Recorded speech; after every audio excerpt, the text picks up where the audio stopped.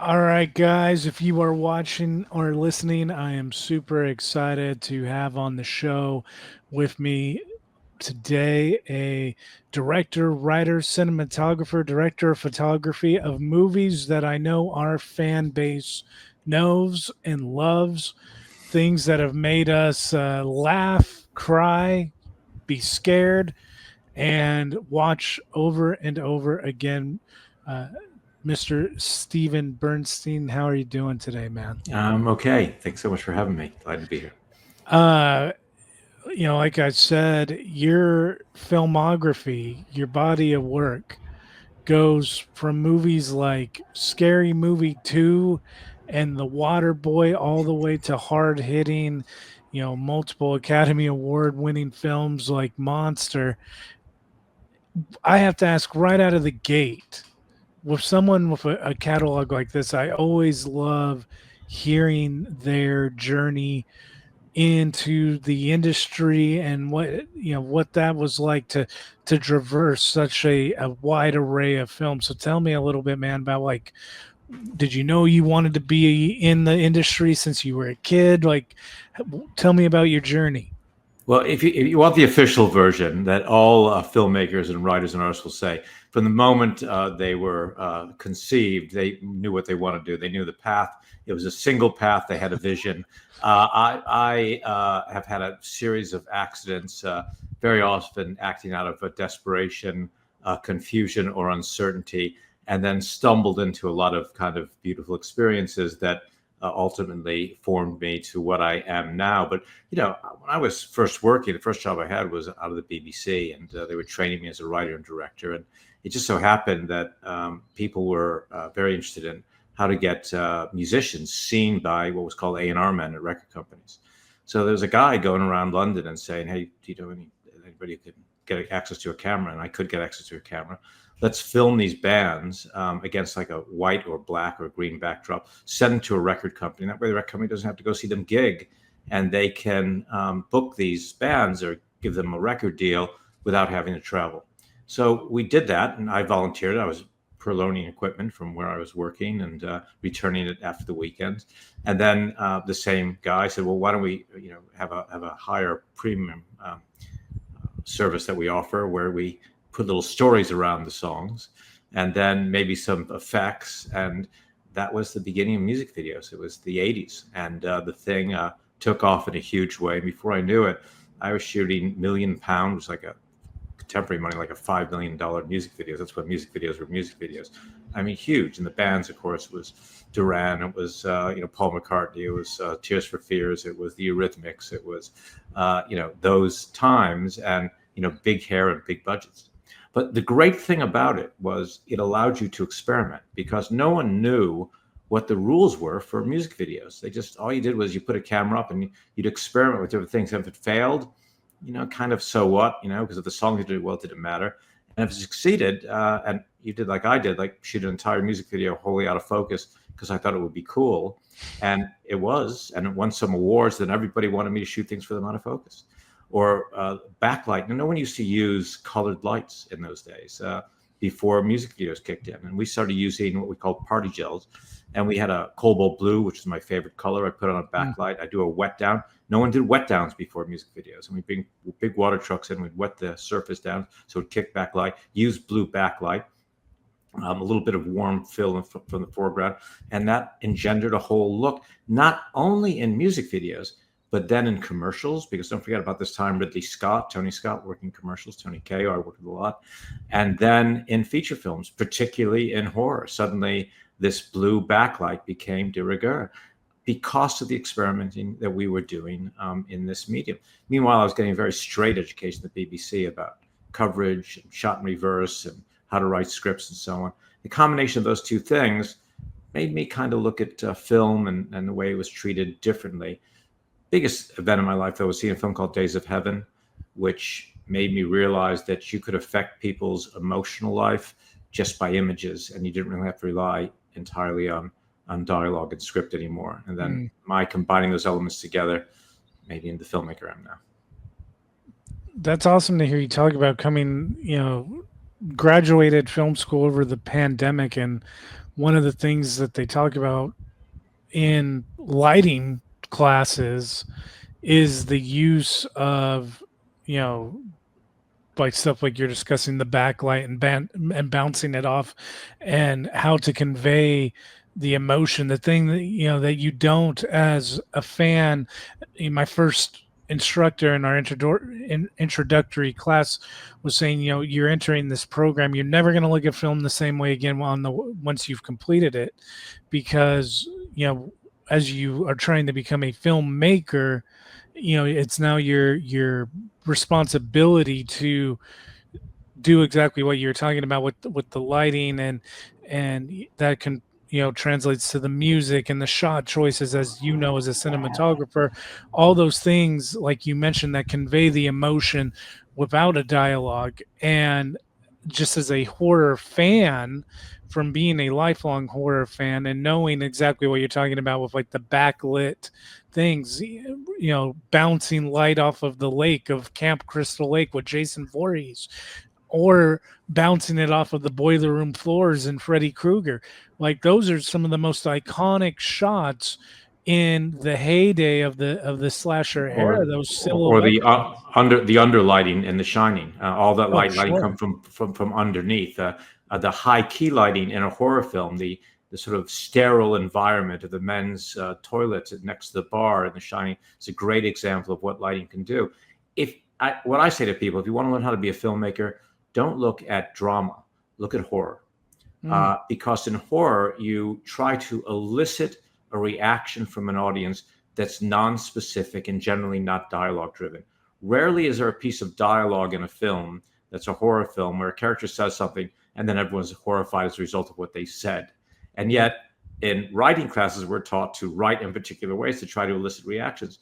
Hard to do that in horror, but if you do an edit where, say, the camera pans and you suddenly see someone behind your hero, jump scare type thing, or if you do a reveal, if you have someone entirely in silhouette or come out of a shadow, if you do a handheld camera, all these things elicit emotional responses from the audience without the use of dialogue. And that gets to the fundamental principles that underlie all good filmmaking, which is it isn't just storytelling, it's an experience. mm. Yeah, no, it's something that, you're giving the audience something to take with them, hopefully. Absolutely. If you guys are doing it all the way right. You, I want to talk about, because you have done some of the movies that, like I was telling you before we started recording, really, shaped me as a young man. And just, I loved going and watching your work without necessarily knowing that it was, your work on crews that you were on. But one thing that is pretty cool is you also are a director, and you have an upcoming movie that, when the interview was set up for us to have you on the show, seems pretty cool, called GRQ. And the way that, Kathleen, the lady who, helped get this thing organized, kind of described it to me, was like a earthquake torn Los Angeles type survival, wild ride type of a movie. Is this correct? Yeah, Jimmy, it's a horror film, but a different type of horror film. It's a horror film of the ordinary. Some of the most terrifying things in life are the things that are most banal, and the things we very often want to escape is the commonplace. We like to think that the world is magical, because the world is magical, then we don't have to deal with all the ordinary terrors that inhabit a regular person's existence. But rarely do we have that magical existence. We normally have to deal with things like debt or Yeah. fear or failed relationships. Those things are really terrifying. And this horror film is about a guy who lies to his wife. If you want to begin a horror film, begin with someone lying to their spouse. And he tells her that everything is fine. They don't have any financial troubles. Unfortunately, they just got an eviction notice, which he says was a mistake. He realizes it's not a mistake. And he's got 7 hours to raise money to save his wife and him and their home and their lives. And so he decides that the best thing to do, because he's convinced by an unscrupulous salesperson, is to put all the money he's got, all the money his family's got, all the money he can borrow from friends into a single crypto play. And he's going to make a fortune, he figures, in 7 hours on crypto. And the play, which is interesting, is because there's a crypto coin that's about to be launched. It's based on a movie. And the movie's called GRQ, the same movie. Yeah. And it's directed by Steve Berntsien.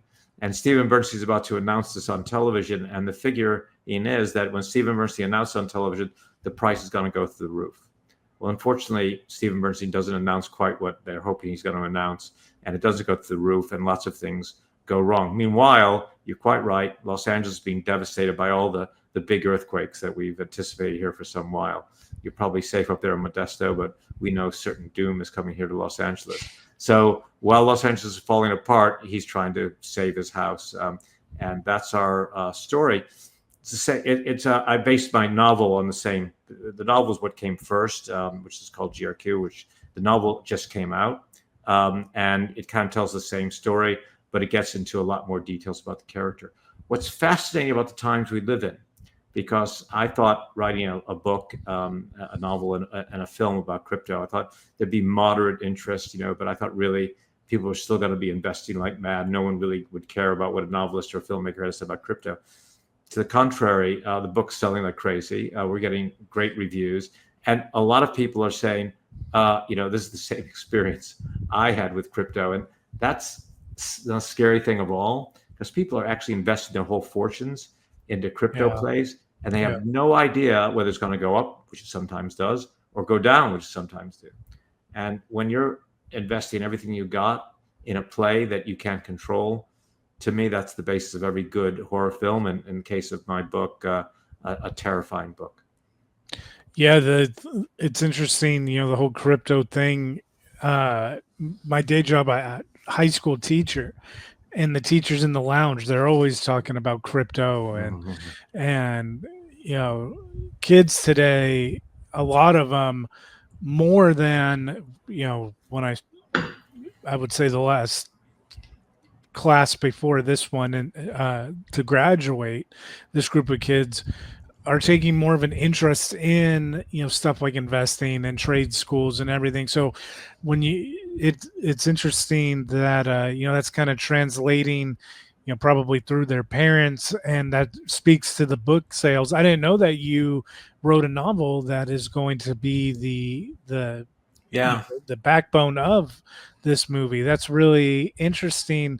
Usually they they go hand in hand, book and movie, but rarity for me to get to talk to someone who is both writing the novel and the directing the film. No, the novel's out. It's selling crazily well, and the reviews are all 5s on Amazon. It's just we didn't, like you said, we didn't anticipate it. We just thought, I'll write a book. The creative process is interesting because when I do a first draft of anything, I don't use an outline. I don't plan. I have no intention, and I just dictate at enormous speed. I write a feature screenplay in 2 to 3 days. I write a novel in a day and a half to 2 days. Doesn't mean it's good writing. It's really bad writing. But the important thing is you get all the ideas and that your characters speak within yourself. And then when you discover who your characters are, then you can have them do dialogue. If you try to do a story and dialogue before you know who your characters are, the characters are only going to serve the narrative and be kind of boring and uninteresting. So I did this and I dictated it, and I looked at it. I said, well, it's already a novel. What would happen if I just put it in novel form? And that's what I did before I wrote the screenplay. And people read it and said, oh, this is great because we got all the backstory. We don't just get to see things. We get to feel things and understand what these characters are thinking. Sent it to a literary agent in London who loved it. Took it to a publisher. We got a publisher immediately. And then it came out in America and in England. And let's say the reviews are crazy good and selling everywhere really well, bookstores and Amazon and so on. Now, what I attribute that to is a couple of things. I hope the writing's good. That's always, the narcissist within us. We all want to think our writing's good. But I also think it goes to what your students are talking about and what you're talking about, which is this phenomena that is cryptocurrency and blockchain. My concern about it is, one of the things about horror films, if you really want to understand them well, is that it's outside the causal universe. So that if the world was always logical and virtue was always rewarded, then none of us who are virtuous have anything to fear in any horror world because we're virtuous and will be rewarded. But Sure. when you take away the reward for virtue, when you take away structure, when you take away the ordinary rules of causality, then anything can happen. Like the original Wicker Man, for example, which is one of my Hmm. favorite films, or the Val Lewton films, or you look at the fundamental principles of a film like Peeping Tom, and suddenly you have aberrant behavior that isn't based on causality or the reward for virtue, and then it becomes a really dangerous place. So crypto fundamentally is chaos. It isn't reward for virtue, it isn't causal, and it isn't structured or ordered. So it can be a good thing, but kind of like creating a monster in a lab, it can also be a bad thing because it's not going to be following any applicable rules of our ordinary world. And that's why I think the book is so compelling to so many people reading it. And that's why I think the film, which doesn't get released till next year, but for the previews that we've had, people responded really well. The same thing. They see themselves in the character saying, oh man, I could have done what he did. And I could be going through this horror ride that he's going through. I mean, imagine putting all your money into one play and then Yeah. looking at the board as it goes down and all your money's disappearing and then goes up and you think you're rich and then down again. Yeah. Wild. The thing too is one of the guys that I teach with, he that emotional factor that you're talking about, he wears it on his sleeve. So I see what what I'm saying. And there was a day that, one day for him really um, turned into a stretch of about 2 weeks where he thought he was going to lose a substantial amount of money, and then it kind of his investments. It wasn't crypto, but it was a 10 different things that he had into an lumped into an account, and he was like, shit man, I'm in trouble. And then it bounced back, and to watch him ride those waves, I was getting emotional for the guy. So to convey that on screen, I definitely think that that will translate both in print and on screen to a wide audience for sure.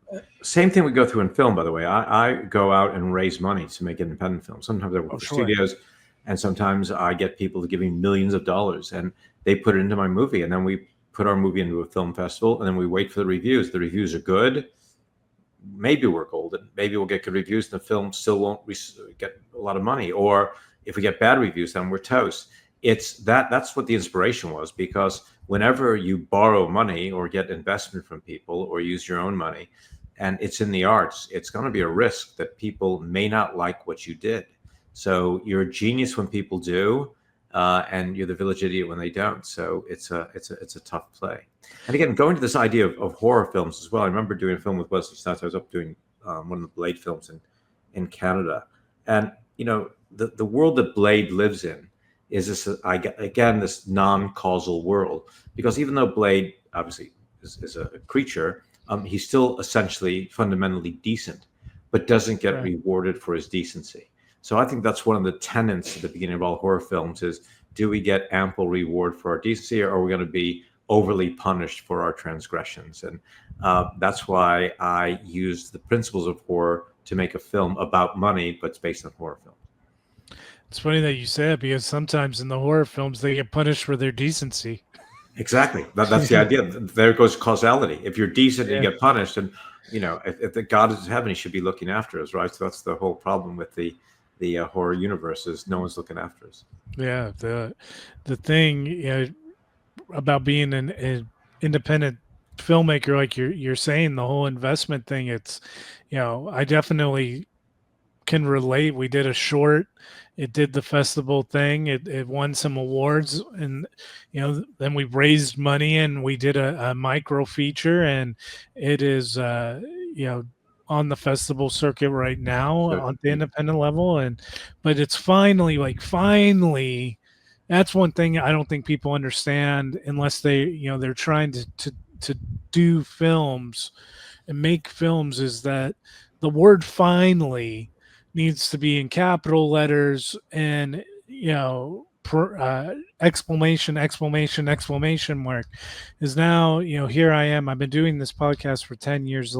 I've been doing, film school I graduated, like I said, over the pandemic, but trying to make movies and stuff for not 10 years but close to it. And we're in the position now where there's some like actors and actresses down south that have taken notice, and it's like the grind of being in the film industry. I don't know anything like it other than the film industry, man. Like, it truly is, A coal mine, maybe a chain yeah, gang. yeah. Like, it is one of those things where everybody who's in it pours their heart and soul into it, and it's just kind of like a thankless industry at the outside. And it's not until you get to connect with your audiences or your cast and your crew, and to see the true heart of it. And that, honestly, I think is a great segue into one of the films I wanted to talk to you about that you worked on, and that's Monster. This movie, 2002, 2003, uh, at its core, the outer shell of Charlize Theron's character, and it's a true story, which makes it even scarier. Um, you know, her outer appearance, she looks very hardened, but the emotional factor on the inside of her core, especially when she gets linked up with Christina Ricci's character, is you see that performance break down. And you getting to be behind the scenes and like watching that happen in person had to have been a hell of a ride, man. Like It that. was it was a great ride. Like I had just come off SWAT, where we were doing these huge action sequences, crashing a plane into the Second Street Bridge in Los Angeles, blowing off the front of the LA Public Library, having a rocket attack on a motorcade in downtown Los Angeles. 23 cameras, stuntmen, squid packs, lighting up half of LA with giant Moscow lights. It was a wild adventure with every toy, as the producers like to call my equipment, that I could possibly want. And I got this call from this troubled production going on in Florida that was about to shut down. My friend Clark Peterson, the first person I worked with in America, when I came back from the UK, and he said, "Look, we're in trouble. Can you come, try to save this movie?" And I read the script and liked it. Spoke to this director I'd not heard of, which was Patty Jenkins, and then spoke to the lead actress, who I kind of knew who she was, but I really didn't know. I knew she was pretty, but I didn't think she was necessarily a great actress. Didn't know who she was, but they were very, very dedicated. Going to your point, so I said, "What the hell? I'll go and do it." The pay wasn't great, but the script was good. And I arrived, and it was in chaos, and we had to fire some people and replace some equipment, start again. And we did. And what was really interesting to see was the dedication of the principals to this. It was a small unit, but we had a really solid crew that cared about what we were doing. And we felt very loyal to Christina and to Charlize and to Patty. I remember one day, the scene where Christina's saying goodbye to Charlize, and Charlize knows that Christina's betrayed her, basically, but still loves her. And it was in the bus station, and just against a brick wall. And this is a rough and tumble crew that we had. We had a grip who, was tatted up every part of his body, big guy. And he came up to me and he said, "Hey, Steve, we're just thinking, to help the actors concentrate, maybe no one should talk today." This is a grip making a suggestion to me, a grip, the guy who pushed the dolly, big as a house. And I said, "Oh, that's a good idea. We'll just kind of sign language to each other." And we did. And the big moment comes when Charlie's saying goodbye to Christina. And I'm slowly riding the camera myself in for a close-up, right? That subtle move where the audience feels it, but they don't necessarily see it. Got to be a very, very slow move, just the speed just right. So I'm pushing it in, and the shoot's been dead quiet all day, and the actors are stunned because they don't hear a sound. All while they were preparing, it was silence. So they're doing a performance that's in part facilitated by the crew who believed in the project. This is the joy of filmmaking. For all the caprice and all the financial hassles and all the corruption and the arguments and the getting distribution, not getting distribution, the magic is when you all creatively connect with a single unifying vision and talk about an integrity of purpose. Talk about virtue. Those moments are magic. most recently, I've shot a series called Magic City, which I got an ASC nomination for, but I could have done without the nomination, but not without the experience, because the people were so delightful, and we're a brotherhood, and we're all still in touch. Same thing with everybody on Monster. So at that moment, when the thing's being cameras pushing in, dead silence, but I hear a sniffling. And I'm going, oh man, I hope that's not being picked up with the microphone. I hear someone crying. I look over my shoulder as Charlize is saying goodbye to Christina, and there's this tatted up kind of ex-con grip crying as we watch the scene. Now that's the beauty of art, when it doesn't matter what your station is, whether you wrote the script or whether you're a teamster or a grip or a crew member, when you care enough about the process that you get emotionally involved by sacrificing the ease of your normal working process so that you're not talking, and then watching a performance, which is you've engendered in part through your labor, and being so moved as to cry as an adult man is kind of a big deal. So yeah, it was a special film. No one would buy it when we finished it. Nobody. That's crazy. We were told regularly that no one will watch a film about a woman serial killer. Nobody. And obviously they did, because I think it went on to make something like $100 million, and it won an Oscar for Charlize. So, the lesson I think for all of us is don't listen to advice. Yeah. Just do what you believe in. Yeah. Yeah, the way that scene, and it was a tribute to the way that you guys shot it and her performance. The scene that always stood out to me was towards the end. One of her last kills, if not the last, but there was a scene where she breaks down, and she's breaking down, and she tells the man, I have to kill you. Like, I can't let you go. And even though she wants to let him go, but she knows if she can't trust him to not, alert the police or turn her in and everything.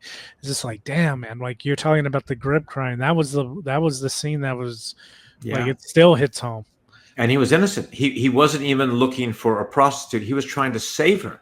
Yeah. He was trying to get her off the street. He was just a decent guy. And she realized too late that he had no intention except decency, and then kills him for no other reason than he might subsequently identify it. So now, talking about the punishment of virtue, which is where we started this conversation. Right. Here's a good person being punished for his virtue. And the great dynamic that Patty set up in that script is that here's somebody who is horrible, doing a horrible thing, but driven by the need for love. Mm-hmm. So the Charlize character is, like all of us, a person needing love, but is in an environment whereby she has no other way of functioning except by this violence, because she's raped and she's attacked and she's stuck in this impossible cycle. So that's it's a horror film, but with an extra dynamic, whereby you don't feel that the criminal, the antagonist, is wholly responsible for her actions. Partially, of course, but also there's a sense that there's a decency here, and she could have been rescued if all of us were a better people living in a better world. Yeah, on a lighter note, anything would be lighter after that. We just did a live show. We did a live screening of Scream, and we were talking about horror comedies, and a group of guys that took Scream and made a little franchise called Scary Movie. And we polled the audience, and the favorite in that franchise overwhelmingly was Scary Movie 2. And you got to work on Scary Movie 2. I shot it. Yeah, I shot it.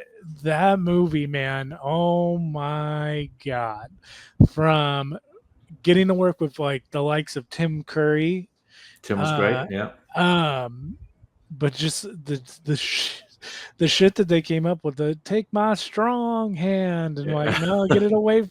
Like that whole environment, that whole group, the Wayans, the group that they kind of carried with them, like that had to have been a wild, fun time. I'm sure there's got to be some great stories and everything from that movie. The Wayans are like family to me. First of all, we work with all sorts of people in film. Sometimes they're decent, sometimes they're not.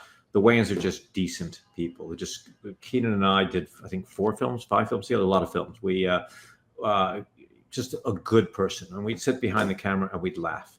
And that's the thing about these sets is there are tense sets and they're relaxed sets. These sets were relaxed and funny and wild and chaotic and delightful. And the pranks that would go on were, spectacular. We were told that we I don't know if I could tell that story. Damn. Well, we were, yeah, I think I probably better not. But we were told that we couldn't have visitors on the set because Miramax, which I guess is now defunct, so I can tell this story, would be very angry if people could see what was going to be the movie before it was released. So Keenan and I thought that was kind of crazy. So we spoke to our casting people, and we got a bunch of people of different ethnicities and backgrounds from around the world to dress as tourists with cameras and movie cameras and stills cameras and big Hawaiian shirts. And we got a lot of them. And when the executives came down from Miramax, there were like 150 people that looked like tourists standing behind the monitors watching us shoot the film. And they went absolutely crazy, only later to realize these are just actors that we had hired. That was kind of a typical day for us. What was brilliant about Scary Movie and taught me so much to be a director was that Keenan and Marlon and Sean, Rick Alvarez, they would script a lot of stuff. But then on the day, if one of the great comedians or Keenan himself or Marlon had some impulse, we would then improvise and go in an entirely different way. So I had to be on my toes, and suddenly we'd be relighting a scene or a Scary Movie. We were shooting at great speed. I was working on 4 sets simultaneously. We had a little golf cart, and I'd drive from set to set so I could be lighting the set, move on, shoot a scene, move on to the next set. Because we started shooting in January, we were editing, and we planned to release by the summer. Normally a film like that would take a year. We did it in 6 months. I think we had 12 editors at one time working, and it was crazy, but wild fun. And sometimes it's very hard not to be laughing behind the camera, and particularly when you decide to improvise. Another film I did with the Wayans was White Chicks, and I remember Terry Crews when Terry Crews was meant to come up and have like a minor role. But that dance sequence that we did with him, which became famous when he takes the roofies himself, that was improvised. That was not we had not choreographed that with him beforehand. He had practiced in his room this dance, and we were meant to do what's called a Texas switch, shoot a couple scenes with him, and then move him out and get a body double. And funny, a body double for Terry Crews is another story, but that was the plan. But when we saw Terry's dance, it was so brilliant. We took all the cameras and pointed at him. We ran the scene longer, and then his role became bigger and bigger, including that great sequence where he sings "Making My Way Back Home" in the convertible with Sean. Magic, just the idea that you're all together in a room and anything can happen as long as it's funny. That was the rule. As long as it's funny, we'll give it a go. I know I can have memories of watching like the BTS on Scary Movie 2 too, where Keenan was talking, maybe you too on the BTS, talking about shooting the scene with Tori when she and the ghost are getting together. And didn't you guys like have the whole room like on an axis that was pivoting or something like that? We did, absolutely right. So that we could the thing would then nothing would seem to work. The camera would rotate with the set. So to the audience, everything looks straight, but of course it wasn't straight, so the thing would be falling off. Another thing people don't know, Marlon Brando originally was going to play the priest in the send-up of the Exorcist. And they hired him, and he came and worked with us for, I think, 2 days. So I got to work with the Marlon Brando, and it was incredible. And then I don't know what happened. They decided to go a different direction. They needed him for more days. It was a scheduling conflict. And then we got somebody else to come in. But it was incredible to be working with Marlon Brando, with Keenan Ivory Wayans directing Marlon Brando. So you could imagine how trippy that was, and what an incredible day. But when we were doing the pastiche of The Exorcist, what fun for me, because they just said, make it look like The Exorcist. And I said, okay, I get to do 70s lighting in a comedy with all the equipment and the gear. We had a hell of a time.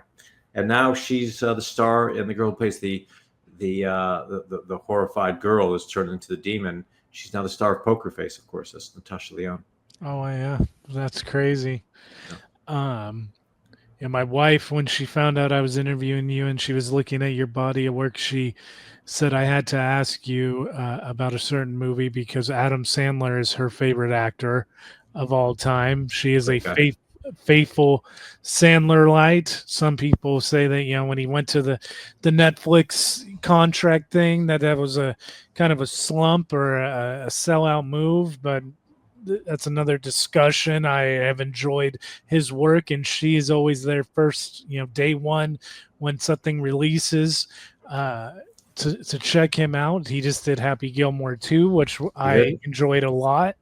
But one of the ones as a high school college football player that I enjoyed immensely was The Waterboy.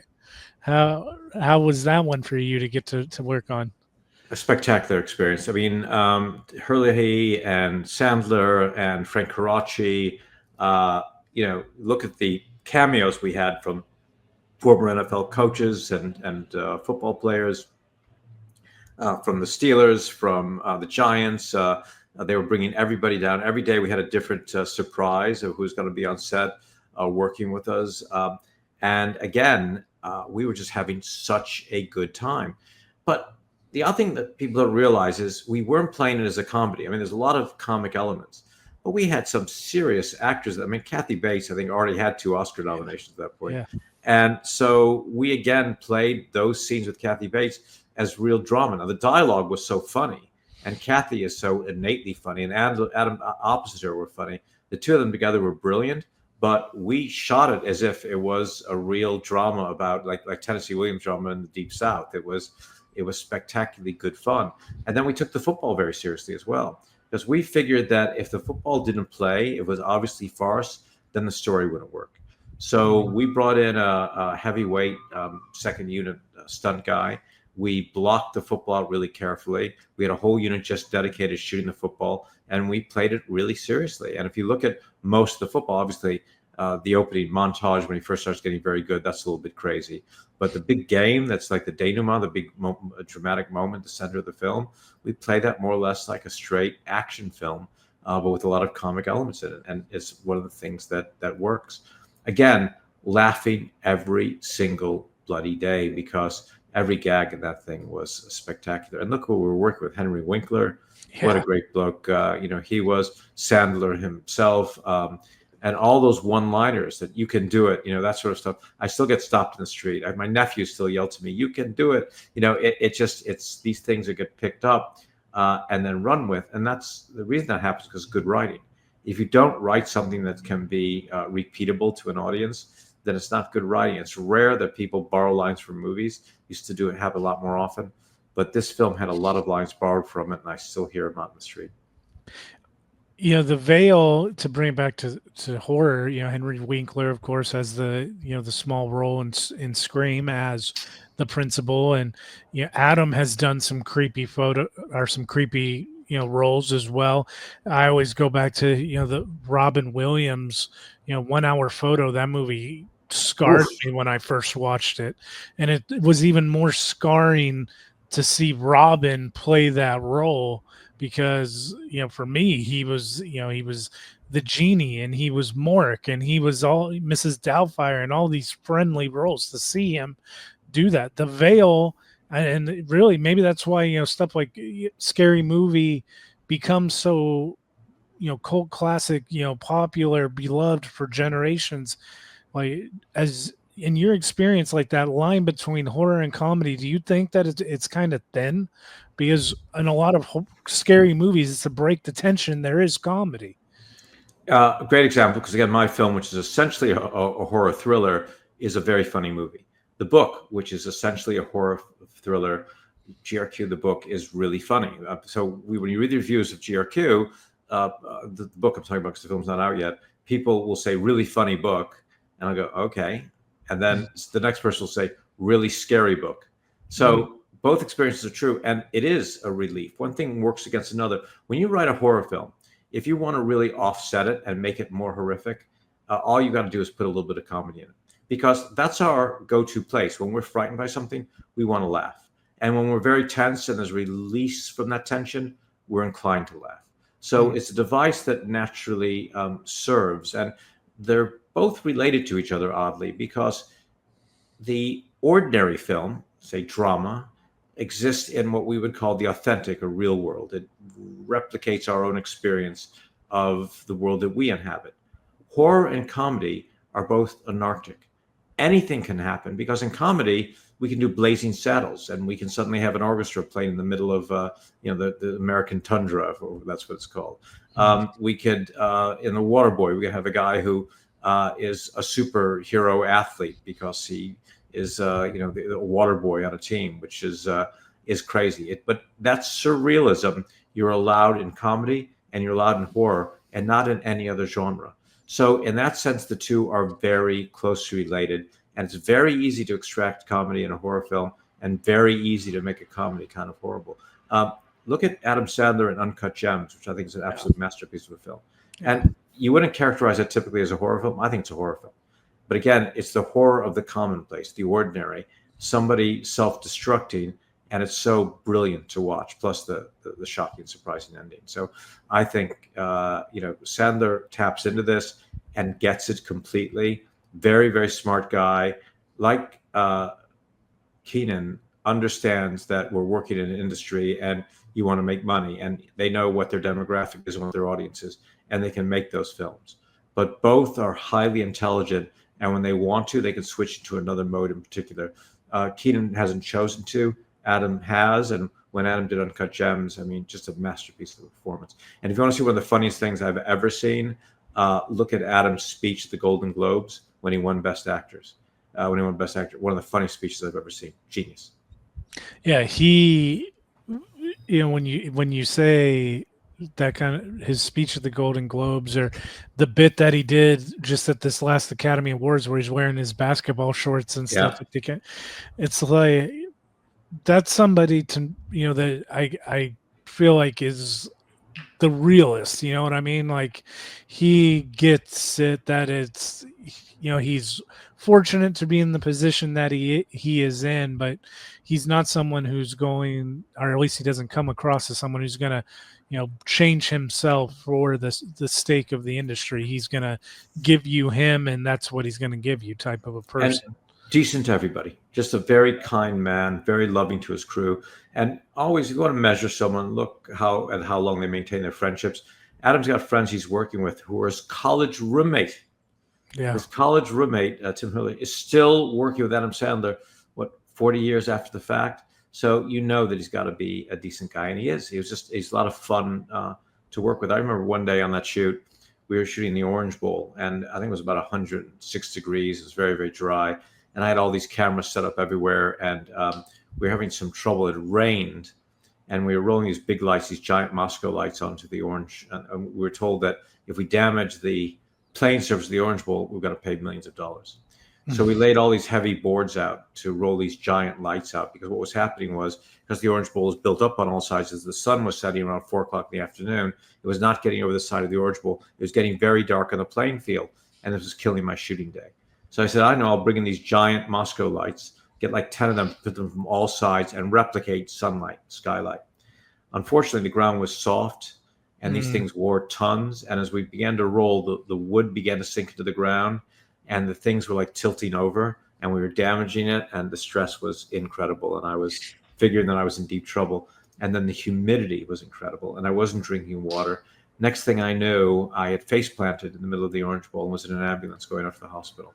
Jeez. When I woke up, first person I saw, Adam Sandler looking at me saying, "Steven, are you okay?" So that's the sort of decency that this guy is. More concerned about me than I was losing shooting time on this very expensive film. A really decent person. Before we get towards the end of our talk here, I want to ask you something that I love to close almost every interview with. It's kind of based on the movies that made us show on Netflix. Like for us, what are some of the top horror movies that made you? If I don't know which shirt you're wearing, but the original Haunting, made in the UK, is one of the most perfect horror films. which goes to how the implication of an idea is sometimes more powerful than the idea itself. Hmm. So much in that film is about the sense of the presence of something without actually experiencing it, and it creates that tension. So I think that is a film that much influenced me. I mentioned The Shining before. That combination of both narrative, but also the understanding of how to use camera, which Kubrick probably did better than anyone. Really wide angle lens and point of view tracking shots. The kid on the bike, the Hot Wheels going down the corridor, and the two girls they come play with us. Absolutely a genius. The application of lighting and composition and camera movement to create horror. So you have to mention that film for sure. Hitchcock, huge influence on everything that I do because here's a master of the craft. I wouldn't choose The Birds. Birds is not one of my favorite films. I recognize its qualities, but to me, it's a Vertigo Mm. because that's so strange and perverse, Hmm. and you sense that everyone in the world is somehow corrupt and then capable. What the central theme of this guy remaking a woman into another woman who he's still in love with, getting to wear the same clothes. It's just so strange, and I think magical. There's a British film called The Servant.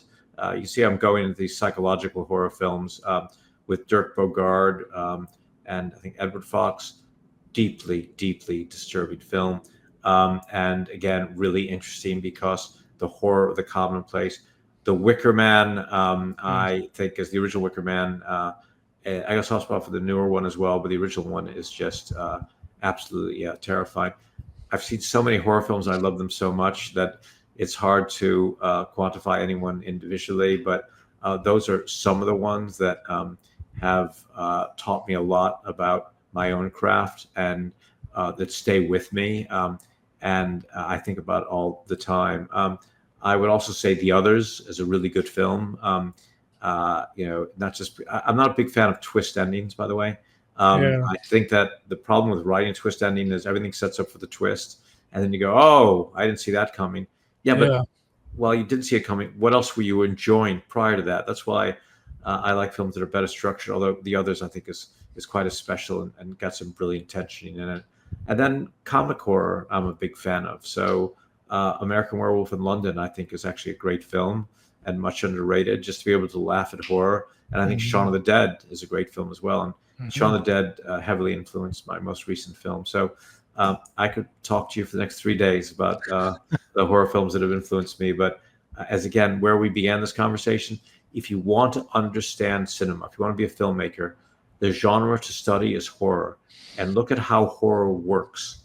Whether you like the film or not, look at how it works. How do we scare an audience? Is it with dialogue? Is it with narrative? Or is it with camera movement, composition, music, editing? And once you understand that all these other elements have to be orchestrated together in concert with the script, then you understand how to make movies. It's an awesome way to close it out. I like I said, I could sit here and listen to you share stories and advice and everything for the next 3 days because it's fascinating. One of the things, why I started this show was I wanted to be able to listen to the people who were doing it, who were inspiring me just on a personal level to learn the craft. And eventually it led me to go to film school, and it led me to learn professionally and to try. And so to hear these stories from you, to someone who has done it successfully, it really is a pleasure, man. Where can everybody keep a lookout and see some updates on GRQ, the Yeah, yeah. movie? Hopefully, we'll link the book in the show notes so they can pick up the book as they're waiting for the movie. But where can everybody kind of keep tabs on what you're doing for the film? Sure. We've got all sorts of social media. The easiest one is Steve Berntsien, director writer. Got 100,000 people, whatever, on Instagram. I do little bits of messaging every day, not just about the movie, but just talk about how to write scripts, or I curate and show clips from movies, then analyze them. So everyone go there, and we'll have the updates about the movie. The movie will release early next year. in theaters, then eventually with streaming. Uh, I've got a podcast, of course, called Filmmaker and Fans. Former creative head of Google and I set that up. Got millions listening, and we talk about film every week. Generally, the nature of the creative process, though, specifically about how you can make film. So that's what we're talking about there. And then, as you rightly say, the book is out in Amazon and elsewhere, and we're going to provide links via the book to the film. So if people buy the book, then we'll have special screens for the film. There's a treasure hunt that we're doing with a blockchain company, ironically, where you can get a really expensive, beautiful piece of jewelry if you figure out the treasure clues that we'll provide via NFTs, via the movie, and via the book. So we're gamifying all these things that we're doing. So the book, the film, and then a one-man show that I'm doing, and then this blockchain company. And then I think the piece of jewelry that we're going to give away at the end of it is worth around $250,000. It was kind of a big deal, but the clues are difficult. You've got to know a lot about film. You got to know a lot about a lot of things. But if you figure it out, you can come away with a good prize. So all those things are happening. But first, start with getting the book. Follow me on Instagram, and then you'll come with us on this fun journey. So thank you, man. Right on, man. Stephen, thank you so much for coming on. It's been a pleasure. And we've definitely got to get you back on early next year when the movie's getting ready to release. I'd love it, Jimmy. Thank you so much, brother.